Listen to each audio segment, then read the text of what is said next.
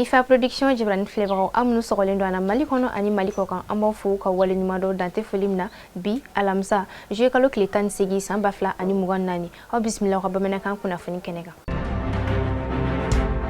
taratado je kalo kletan woro samba fla ani mugan nani o mwa jamana manyema colonel Assimi Goita ale sinatama ke sinatama mi bara do damine ko fo bara mi nabe fo mako aménagement urbain de la route ni oye siraba glanuye o bara u damine na Bamako ale ni kulukuru nyonche ni nyenaje yi okumu konna na feminye onga jamana premier ministre ale ni ministre mi nyeshine do siraba kasara ale ni bolima fe on ko nyene bolima nabe fo ma ministre des transports et des infrastructures ulukumi akeneka fo kata se anga jamana gouvernement ma chama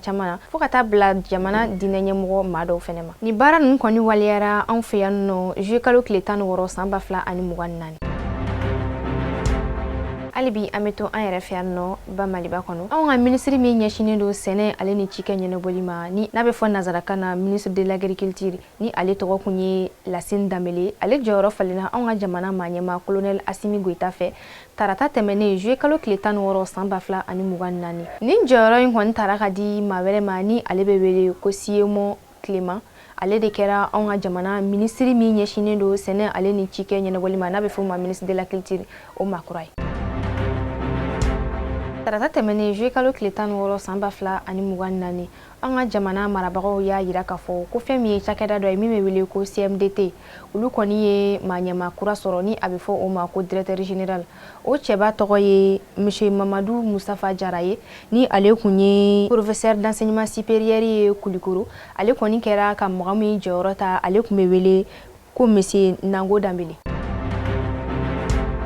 ka kayere yiruguyurugu kɛlɛli ale ni bamagaci wale kɛlɛli ka bɔ an ka ba Maliba kɔnɔ araba tɛmɛnen juillet kalo tile 10 san 2024 ɲɔgɔnkɔrɔ fintigilakaw y'a yira k'a fɔ u ye cɛ dɔ minɛ yuruguyurugu sira kan min kun y'a yɛrɛ kɛ imam ye yalasa ka don maaw kan filanikafoya la ani yuruguyurugu sira ɲamakɔrɔ fintigilakaw ka maɲɛma ni ale ye Bubakar Dambele ale bɔra k'i damaga o kunnafoniyaw la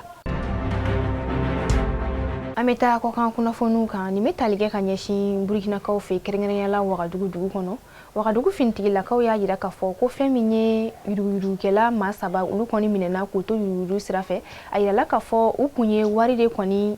yuruguyurugu n'a bɛ fɔ ma ko phobie u y'a essayer k'o de dilan min hakɛ bɛ t'i jɔ miliyari 7 bɔɲango la fɛn min ye Wagadugu fintigilakaw ka maɲɛma ye ale bɔra k'i damaga nin kunnafoni la ani a y'a yira k'a fɔ bɛɛ k'i kɔlɔsi i yɛrɛ la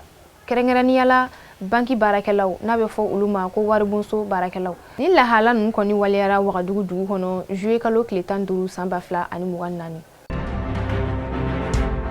ni de bɛ dan sigi an ka bi bamanankan kunnafoni kɛnɛ kan an tɛ sɛgɛn an tɛ ɲinɛ an b'aw fo ka waleɲumandɔn dante foli min na an b'an ka dibila baarakɛlaw fo k'u waleɲumandɔn an b'a fɔ aw sɔgɔlen ka to an na sanga ni wagati an b'a fɔ aw sɔgɔlen ka to an na su ani tile aw kan bɛn sanga wagati wɛrɛ la